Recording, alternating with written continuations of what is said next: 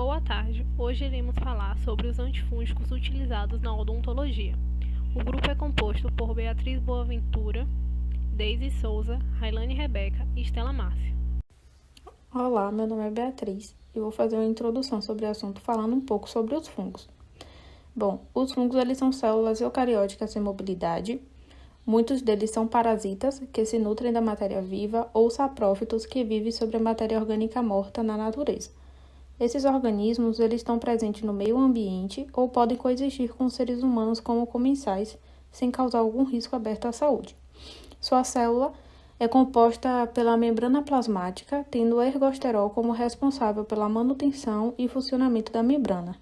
Além disso, as células dos fungos são envoltas por uma parede celular composta de quitina e outras glicanas. Os fungos clinicamente mais importantes são classificados de acordo com a morfologia, inclusive de acordo com a presença de ínfas, que são projeções filamentosas que se entrelaçam formando uma estrutura chamada de micélio. Bom, os fungos eles são classificados em leveduriforme, filamentoso e dimórfico. A eficiência de cada classe de antifúngico ele vai variar conforme a classificação do fungo, exatamente por conta do metabolismo da parede e membrana celular. Alguns antifúngicos atuam como fungistáticos, inibindo a proliferação dos fungos, enquanto outros atuam como fungicidas, eliminando efetivamente os fungos do tecido. Então, como o fungo causa doença, inicialmente o fungo precisa aderir a uma superfície e colonizar, ou seja, se multiplicar. Esses causam micoses superficiais. Entretanto, outros fungos causam doenças ao atingir a circulação sistêmica e são levados a outros tecidos e órgãos, causando micoses sistêmicas. Meu nome é Deise e eu vou falar um pouquinho sobre as doenças fúngicas mais frequentes na odontologia.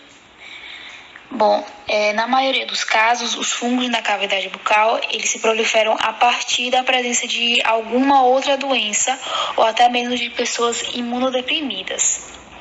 A candidíase, ela é a mais comum, seguida da blastomicose e da paracocidioidomicose. A candidíase orofaríngea é uma infecção causada pelo fungo Cândida, principalmente Cândida albicans. Esses fungos eles são comensais do trato gastrointestinal e encontram-se na boca de 31 a 60% dos indivíduos sadios. Os lugares mais recorrentes do desenvolvimento da candidíase são a região interna da boca e a mucosa da língua. Uma pobre higiene oral, causando cáries, fumo, uma dieta rica em carboidratos, pacientes imunodeprimidos, uso de antibiótico terapia e de antiasmáticos inalatórios, xerostomia, diabetes, uso de dentaduras e aparelhos ortodônticos podem constituir um reservatório de fungos na boca. Essa infecção ela também aparece em pacientes com extremos de idade e gestação, inclusive devido à imunidade dessas pessoas. Em pacientes infectados por HIV, a candidíase oral ela é muito frequente, uma vez que ela está associada à carga viral. Essas lesões elas podem ser assintomáticas ou produzir dor, sensação de fala e deglutição e perturbação da qualidade de vida. A candidíase orofaríngea ela apresenta 4 tipos principais: as pseudomembranosas, com lesões esbranquiçadas em uma base eritematosa, comprometendo a mucosa bucal, a língua, as gengivas e a garganta. Pode ser eritematosa, consistindo em manchas vermelhas situadas em palato mole e duro e no dorso da língua e mucosa. Pode ser hiperplásica, apresentando-se com placas brancas firmemente aderentes, distribuídas bilateralmente na mucosa bucal. Ela pode ser mais resistente à terapia antifúngica E, por fim, a estomatite, que pode ser induzida por dentadura. Ela consiste em um eritema granular, confinado à área de palato duro, recoberta pela dentadura e muitas vezes associada à quelite angular. Essa estomatite está presente em 65% dos portadores de dentaduras. A blastomicose ela é uma doença adquirida através da inalação de esporos do Blastomyces dermatitis, que é um fungo dimórfico, encontrado principalmente no solo e matéria orgânica, porém é mais frequente na América do Norte. Os seus sintomas eles lembram de uma pneumonia. Na cavidade bucal, os sintomas são uma superfície intacta, eritematosa ou branca e irregular, mas podem aparecer como ulcerações, dor variável ou zonas de granulação. A paracoccidioidomicose é uma outra doença fúngica causada pelo micro-organismo Paracoccidioides brasiliensis, que é um fungo dimórfico que se apresenta de forma filamentosa fora do corpo e, ao penetrar no corpo, se transforma em leveduras. Ela é uma infecção adquirida a partir da inalação de esporos fúngicos. Os seus sintomas parecem também com uma pneumonia aguda, apresentando febre, sudorese, falta de ar e tosse. E os sintomas orais são lesões de aspecto granular, que evoluem para úlceras e se expandem lentamente na cavidade oral. Meu nome é Beatriz e eu vou falar sobre o primeiro mecanismo de ação dos fármacos antifúngicos, que são os inibidores da estabilidade da membrana. O fármaco ele vai se ligar ao ergosterol da membrana celular do fungo, que é o esterol responsável pela manutenção da membrana. Essa ligação formará poros ou canais, que vai aumentar a permeabilidade e permitir o extravasamento de íons intracelulares, como sódio e potássio, de maneira que a célula vai perder sua integridade. Os compostos poliênicos, como a anfotericina B e a nistatina, são membros da família de antibióticos polienos, cuja nomenclatura baseia-se na sua estrutura, que contém um grande anel de lactoma, macrolídeo, com numerosas duplas ligações conjugadas. A porção polar hidroxilada e a sequência apolar de hidrocarbonetos confere caráter anfifílico à molécula. Os polienos são instáveis em solução por causa da região cromófora insaturada, que é facilmente fotooxidada. A anfotericina B e a nistatina exercem a atividade tanto fungicida quanto fungistática, dependendo da concentração do fármaco, do pH e do fungo envolvido. Eles são eficazes contra muitas espécies de cândida, histoplasma e criptococcus. A anfotericina B ela não é absorvida pela pele ou pelas membranas de mucosa e é inconsistente e fracamente absorvida pelo trato gastrointestinal. Possui insolubilidade em meio aquoso, o fármaco é reconstituído em solução de desoxicolato, um sal biliar, imediatamente antes do uso. No caso de infecções sistêmicas, a anfotericina B é administrada por infusão intravenosa lenta. No plasma, o fármaco liga-se a diversas lipoproteínas e nos tecidos liga-se a membranas que contêm colesterol.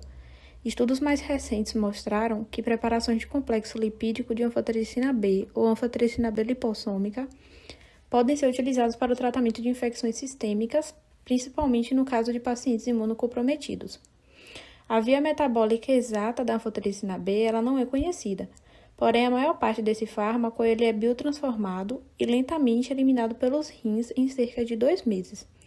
A concentração plasmática de anfotericina B não é afetada por doença renal, ou seja, não é necessário um ajuste da dosagem em pacientes que tenham a função renal comprometida. A anfotericina B, aplicada topicamente na forma de creme a 3%, pomada ou loção, é utilizada no tratamento de infecções superficiais por cândida, pelo fato de as infecções causadas por Candida albicans poderiam ocorrer em pacientes que estão sendo tratados com antibióticos de amplo espectro. Muitas vezes esses agentes são administrados juntamente com a anfotericina B ou nistatina, mas ainda não foi provada a eficácia de combinações de proporção fixa e parece não refletir uma boa terapia. alguns fungos, como a Candida lusitania, mostraram-se relativamente resistentes à anfotericina B.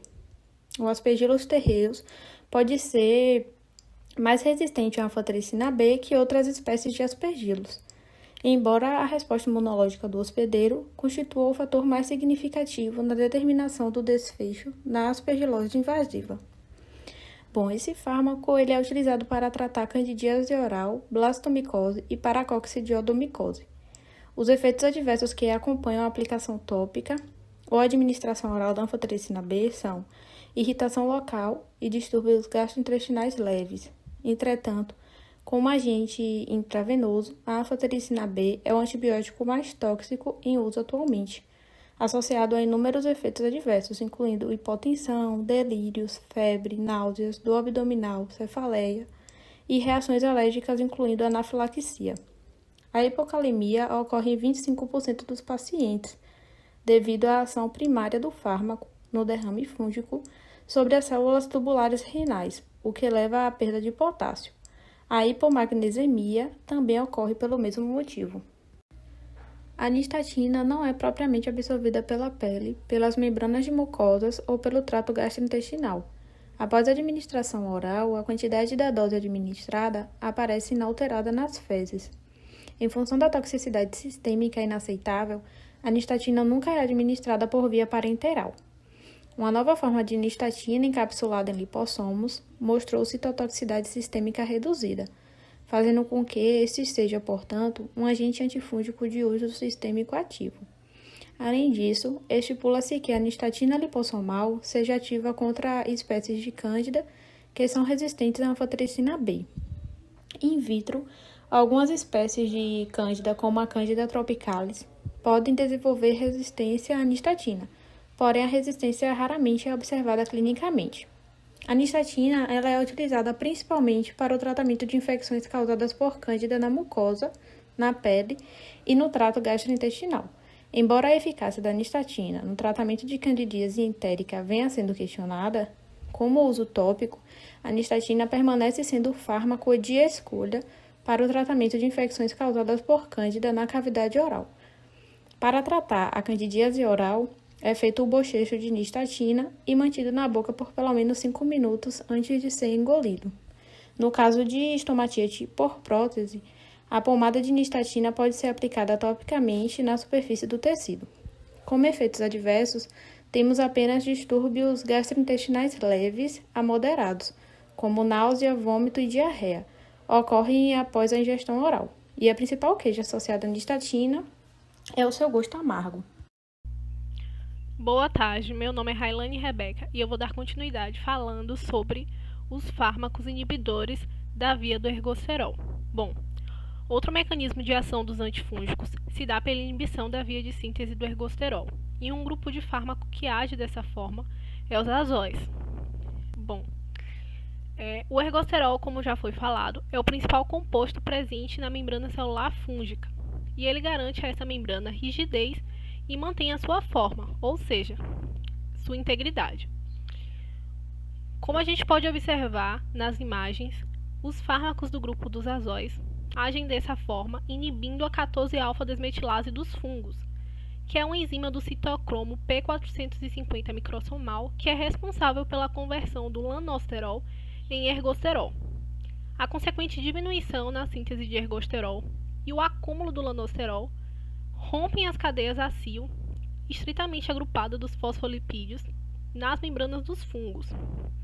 E isso acaba acarretando uma desestabilização da membrana fúngica, alterando a sua fluidez, o que leva à disfunção das enzimas associadas a essa membrana, incluindo as cadeias transportadoras de elétrons. O efeito final disso tudo vai ser a inibição da replicação dos fungos, podendo levar, em última análise, à morte celular. Então, por causa disso, o efeito principal dos azóis é o efeito fungistático, porque ele inibe esse crescimento fúngico. Além disso, os azóis também inibem a transformação das células de levedura de cândida em hifas, que é a forma invasiva e patogênica do parasita. Agora eu vou falar um pouco sobre as características gerais dos azóis. Então, os azóis são um grupo de agentes sintéticos. Como eu já falei, em geral são mais fungistáticos, só alcança aí o mecanismo fungicida em concentrações muito elevadas. Eles possuem um amplo espectro de atividade antifúngica, ou seja, eles agem sobre a variedade de espécies de fungos. São utilizados também para tratar infecções fúngicas resistentes à anfotericina. São classificados em 2 grupos, que são os imidazóis e os triazóis, de acordo com o número de heteroátomos presentes no anel aromático. Dentro do grupo dos imidazóis, com prescrição odontológica, a gente vai destacar o cetoconazol, o miconazol e o clotrimazol. E no grupo dos triazóis, a gente vai destacar o fluconazol e o itraconazol. Esses 2 grupos eles compartilham do mesmo espectro antifúngico e do mesmo mecanismo de ação, sendo que os triazóis sistêmicos eles têm características mais vantajosas se levar em consideração uma maior especificidade a CYP450 e um menor efeito adverso. Outro ponto importante sobre os azóis em relação à resistência fúngica a esses agentes disponíveis no mercado. Essa resistência está aumentando como reflexo do crescimento da população imunocomprometida e do uso cada vez mais frequente e por um longo período, tanto da profilaxia quanto do tratamento com esses antifúngicos. Somado a isso, a gente tem as mutações que esses micro-organismos vêm passando, principalmente a mutação no gene que codifica a 14-alfa-desmetilase, protegendo essa enzima da ligação com o azol. Além disso, ocorre uma resistência cruzada com todos esses fármacos desse grupo e predomina a resistência no grupo dos imidazólicos. Outro ponto importante é a interação dos azóis com outros fármacos. Então, de onde advém essas interações? Os azóis, eles acabam podendo interagir com a CYP hepática dos humanos, tanto como substrato quanto como inibidores, inibindo aí esse grupo de enzimas. Dessa forma, ele tem uma grande probabilidade de interagir, quando administrado ao mesmo tempo, com outros medicamentos que são metabolizados também por essa CYP. Então, é contraindicada essa coadministração devido a uma alteração da concentração plasmática desses fármacos, que pode aumentar ou prolongar tanto o efeito terapêutico quanto adverso desses fármacos, podendo acarretar uma situação potencialmente grave. Dentro do grupo dos imidazóis, um fármaco que tem utilização odontológica é o cetoconazol. Então, o cetoconazol está disponível em formulações tanto orais quanto tópicas e contém um amplo espectro de ação. Em relação à sua farmacocinética, quando é utilizado oralmente, esse fármaco ele tem ação sistêmica, então é considerado absorvível. Contudo, a sua absorção gastrointestinal oral ela depende da conversão do fármaco em um sal no ambiente ácido do estômago. Então, não deve ser utilizado em associação com medicamentos antiácidos, porque isso vai diminuir a absorção do fármaco. Em alguns casos, recomenda-se ingerir com alguma bebida ácida. Uma vez absorvido, ele distribui-se amplamente em vários tecidos, circulando quase 90% ligado a proteínas plasmáticas. É metabolizado no fígado e excretado na bile e na urina. Bom, ele tem uma eficácia limitada nas infecções do sistema nervoso central, porque não consegue atravessar a barreira hematoencefálica. No que diz respeito às doenças orais, o cetoconazol em comprimido ele é capaz de tratar principalmente a candidíase orofaríngea quando disseminada e a candidíase mucocutânea, que a gente pode ver nessas imagens, além de tratar lesões orais de paracoccidioidomicose e topicamente em forma de pomada e creme é utilizado para tratar quelite angular, que é a famosa boqueira. Contudo, por mais que ele consiga tratar diversas infecções fúngicas, o seu perfil farmacocinético e os seus efeitos adversos, com um potencial tóxico elevado, limita a sua utilização clínica quando é necessário aí uma utilização sistêmica. Então, ele é substituído muitas vezes pelo itraconazol e pelo fluconazol, que tem um espectro similar, mas consegue ser menos tóxico. Então, ele é indicado para pacientes que apresentaram falha ou alguma intolerância a outras terapias. Em relação aos seus efeitos adversos, já foi visto que a toxicidade é um grande problema do cetoconazol, Todos os antifúngicos azóis, eles são capazes de causar toxicidade no fígado, porque é metabolizado nesse local. Contudo, esse efeito parece ser mais comum no cetoconazol. Além disso, ele é capaz de ocasionar distúrbios gastrointestinais e diminuir a síntese de hormônios esteroides adrenocorticais, suprimindo então corticosteroides, além de diminuir a síntese de testosterona quando utilizado em doses elevadas, podendo resultar assim em ginecomastia, que é aumento das mamas em pacientes do sexo masculino, além de diminuição da libido e irregularidades menstruais. Já em relação às suas contraindicações, como eu já falei, ele não deve ser utilizado com antiácidos devido à sua absorção, nem com inibidores da bomba de prótons, como é o caso do omeprazol, e nem em pacientes com doenças hepáticas agudas ou crônicas devido à sua toxicidade hepática. Assim como outros azóis, ele tem a capacidade de inibir as enzimas P450 hepáticas, por isso acaba afetando o metabolismo de outros fármacos que são metabolizados por esse grupo de enzimas.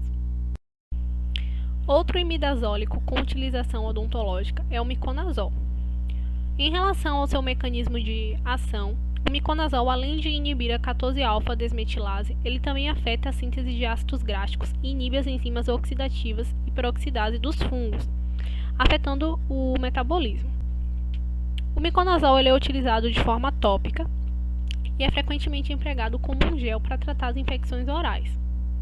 Contudo, ele também está disponível de outras formas, como em creme, pomada, loção, pó, solução em aerosol, e não tem emprego sistêmico devido à sua toxicidade. Já em relação à sua farmacocinética, ele é um fármaco parcialmente absorvível. Ele é caracterizado por penetrar rapidamente no extrato córneo da pele, e quando absorvido, liga-se às proteínas plasmáticas e às células vermelhas em menor proporção. A porção absorvida é extensivamente metabolizada e apenas menos de 1% da dose administrada é excretada de forma inalterada na urina. Em relação à sua utilização, ele pode ser utilizado no tratamento profilático e curativo da candidíase oral, além de ser empregado em casos de estomatite protética causada principalmente pela Candida albicans. Nesse caso, ele pode também ser aplicado na forma de gel em próteses e aparelhos dentários durante a noite, visando erradicar o fungo dessas superfícies. Só que algumas vezes, essas próteses elas precisam ser refeitas pela impossibilidade de remoção dos fungos presentes em poros muito pequenos. Já com relação a seus efeitos adversos, por ter apenas utilização tópica, ele consegue ter uma boa tolerância. E em relação à resistência, raramente desenvolve-se resistência a esse fármaco. Meu nome é Estela Márcia, eu vou continuar essa parte de imidazóis falando sobre o clotrimazol. Falar um pouco sobre a farmacocinética, ele é um medicamento utilizado principalmente topicamente, aplicação tópica. Quando ele é engolido, ele é pouco absorvível e de forma variável. Após essa aplicação dermatológica, menos de 2% da dose ela é absorvida. Ele é metabolizado no fígado e eliminado nas fezes, juntamente com os fármacos que não foram absorvidos. A sua terapêutica é aplicada principalmente na candidíase oral e orofaríngea. Na candidíase oral, ela está disponível na forma de comprimidos mastigáveis que apresentam uma dissolução lenta na boca, resultante da ligação do clotrimazol à mucosa oral, da qual ela gradualmente vem sendo liberado, mantendo assim uma concentração por diversas horas do fungicida no organismo. Para a candidíase orofaríngea, ocorre a dissolução do comprimido na boca. Os principais efeitos adversos apresentados são uma discreta irritação gastrointestinal, reação alérgica, dor, prurido, erupções cutâneas. As principais contraindicações são para pacientes que possuem hipersensibilidade a compostos da fórmula, e o produto também ele pode reduzir a eficácia e segurança de produtos à base de látex, como, por exemplo, camisinhas, diafragmas, quando aplicado na genitália externa feminina ou masculina. Claro que apenas durante o uso do medicamento, não é algo de forma prolongada ou duradoura. Falando um pouco agora sobre o fluconazol, que é um triazol. A sua farmacocinética ele pode ser administrado por via oral ou intravenosa, sendo bem absorvido, principalmente no trato gastrointestinal, independente da presença de ácidos ou alimentos, atinge boas concentrações em saliva e mucosas, apresenta pouca afinidade pelas proteínas plasmáticas, cerca de 12%, e apresenta ampla distribuição no organismo. A sua meia-vida ela é longa, cerca de 25 horas. Isso permite a administração em dose única diária. A excreção ela é predominantemente renal, informativa, atingindo altas concentrações em urina e parênquima renal. É eficaz no tratamento de candidíase em mucosa, incluindo a candidíase orofaríngea, lesões orais e comprometimento esofágico, além do seu valor profilático contra a candidíase em mucosa em pacientes soropositivos para HIV. Os seus efeitos adversos geralmente é bem tolerado. O mais comum são gastrointestinais, como náuseas, vômito, dor abdominal e diarreia, além de cefaleia e erupções cutâneas, mas essas não são graves. São raros os casos de hepatite, convulsões e anafilaxia. Bom, sobre as resistências, a falha na terapia antifúngica dos azóis no geral, incluindo o fluconazol e o itraconazol, que eu vou falar logo em seguida, pode ocorrer por diversos fatores. E os principais são a permeabilidade reduzida da membrana, que resulta em mudanças na composição do esterol de membrana e, por consequente, haverá menor captura da droga pelo fungo. Uma mutação na enzima fúngica designada, que é o esterol 14 alfa-demetilase, uma enzima P450 citocrômica, resultando em afinidade diminuída pelas drogas azóis, uma superprodução de citocromo, designado enzima P450, ampliação do gene CYP51, além, que não coube aí na tabela, além das alterações das enzimas desaturase e lesões na isomerase. Continuando no grupo dos triazóis, temos o itraconazol, que é um fármaco administrado através de comprimido ou solução oral, sendo a via oral através da ingestão. Tem boa disponibilidade oral em presença de ácidos e gorduras. Em forma de cápsula, ele deve ser ingerido com alimentos, mas a solução ela deve ser administrada fora das refeições. Distribui-se aos tecidos, metaboliza-se no fígado e é eliminado parcialmente na bile. Nem itraconazol, nem seu metabólito ativo aparecem na urina. É administrado oralmente, a sua meia-vida é de cerca de 36 horas. Sobre a terapêutica, ele trata doenças como candidíase orofaríngea, lesões orais de paracocidioidomicose e candidíase esofágica. Sobre os seus efeitos adversos, ele costuma ser bem tolerado. Pode incluir desconforto gastrointestinal, náuseas, vômitos, hipertrigliceridemia, hipopotassemia, aumento de transaminases e erupções. Apresenta também algumas reações alérgicas na pele. Os efeitos mais graves são hepatotoxicidade, a síndrome de Stevens-Johnson e falência cardíaca em pacientes suscetíveis. Sobre as resistências, além das já citadas anteriormente, os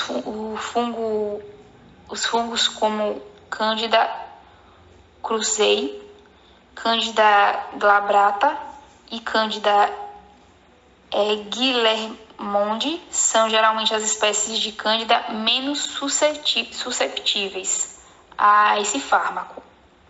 Meu nome é Estela Márcia e eu vou falar sobre os fungicidas que são inibidores da síntese de parede celular. São as ecnocandinas. Então, as ecnocandinas elas são uma nova classe de fármacos antivirais e seu mecanismo de ação ele é único e envolve a inibição não competitiva da síntese da ligação do tipo 1,3-beta-deglucana na parede celular do fungo. Então, assim, ele bloqueia a síntese do principal componente da parede celular, que são as glucanas. Ocorre, então, a inibição da glucana sintetase via inibição por esse composto, B13-glucana sintetase. Então, a gente pode até ver aqui na imagem, né, que tem a dupla camada fosfolipídica da parede celular e o composto aqui no meio, fazendo então uma alteração da parede celular. Então, a célula ela acaba perdendo sua força mecânica e ocorre a incapacidade de resistir então à pressão osmótica intracelular, ocorrendo então a lise celular. Porque essas ligações do tipo 1,3-beta-glucano, elas são essenciais para a síntese da parede celular do fungo e então para a manutenção também do seu equilíbrio osmótico. Dentro das equinocandinas atualmente disponíveis para uso clínico, a gente possui a caspofungina, a micafungina e a anidulafungina. Porém, nesse tópico, vamos falar apenas da caspofungina. Como eu havia dito, né, vamos falar sobre a caspofungina principalmente. E seu perfil farmacocinético, ele permite uma única dose diária, uma eliminação hepática, ele possui baixa penetração no sistema nervoso central, tem um tempo de semivida de 9 a 11 horas dentro do organismo e não tem a existência de formulação oral, devido ao seu peso molecular elevado. Na terapêutica, ele é indicado principalmente para o tratamento de candidíase invasiva e esofágica e para aqueles pacientes que são intolerantes à anfotericina B. Por possuírem, por exemplo, um mecanismo de ação diferente, eles acabam sendo mais tolerantes à caspofungina do que à anfotericina B. Os principais efeitos adversos apresentados são febre, náuseas, vômitos, flebites, né, que são inflamações da parede de uma veia, tromboflebites, que são inflamações de uma ou mais veias causadas por um coágulo sanguíneo, raros casos de disfunção hepática, suor facial, prurido e sensação de calor. As principais contraindicações são o uso pediátrico, porque não existem estudos vastos e intensivos nessa área.